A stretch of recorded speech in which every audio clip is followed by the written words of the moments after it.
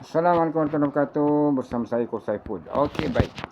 Hari ini tepat birthday bagi Tun Mahathir. Okey, 10 Julai 1970. 10 Julai hari ini 10 Julai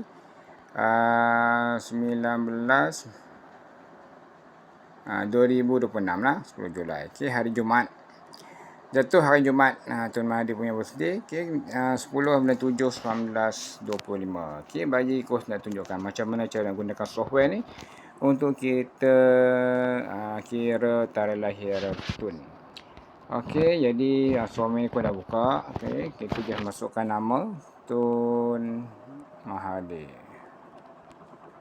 Klik right. Kemudian masukkan tarikh lahirnya. Hari ni 10 hari 07 19 berapa tadi? Lupa pula. 1925 nah. 1925. Kemudian anda kena hanya klikkan butang right belah kanan tu terus close Marisak. Sangat mudah nah. Okey, tak perlu kira secara manual lagi. Dengan adanya software ni anda dapat buat analisis tarikh lahir anda dengan cepat dan mudah. Okey. Okey, kat sini tu orangnya orang 17. Kat sini pun dah ada nombor asal. Okey, dia ada nombor cermin. Okey, nombornya sama di hujung side kiri dan kanan. Okey, nombor cermin. Kemudian dia ada dan ini adalah kod kewangan. Sini kod kewangannya 3. Kemudian elemen diri dan ada warna oranye kat sini merah, ungu, oranye dan pink. Dan ada senarai pola dia dah siap kira untuk kita. Okey. Kemudian kat bawah ni dia bagi huraian tentang orang asal 7 macam mana karakter dia. Ada pro, kontra dan huraian yang lebih terperinci. Dan juga ada contoh orang-orang yang asal 7. Okay. Kemudian kat sini dia bagi huraian ringkas berkaitan dengan setiap pola yang dah disenaraikan tadi. Okay. Ada 13 pola semuanya. Okay. Ini huraian ringkasnya. Kemudian dia bagikan juga pengiraan untuk arah kejayaan. Yang bertujuan adalah untuk lebih kepada lokasi. Okay, bab berkaitan arah kejayaan yang kena belajar dan ada dia punya ilmu dia. Jadi kalau tu terangkan lagu ni dia akan jadi panjang lebar. Okay, jadi berkaitan dengan tengah mata angin dan juga arah mata angin itu sendiri. Okay. Untuk bab ni kita akan belajar menggunakan kompas. Dululah coach masa dulu belajar guna kompas. Sekarang ni dah ada Google Maps, jadi dah memudahkan kajian kita dan kiraan kita.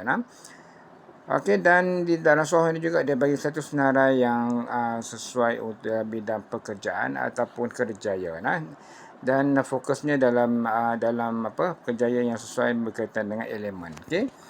Okey, jadi itu saja yang software ni boleh buat. Dan bagi anda yang nak dapatkan software ni, jadi coach ada buat offer sempena, okey, offer Jumaat. Okey, offer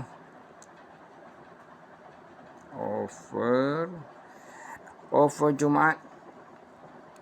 Okey. Dan offer ni hanya di hari Jumaat saja.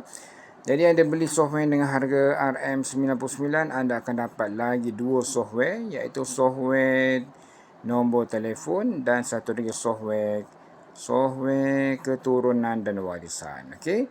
Dan kod add-on lagi dengan e-book kunci penomboran metafizik yang ada 15 bab dalam tu. E-book yang kedua coach akan bagi e-book arah kejayaan yang tadi tu, yang software tadi kira arah kejayaan. Okey, kemudian ada link untuk belajar kita keturunan warisan, dan yang keempat ada link untuk masuk dalam kelas nombor telefon. Okey.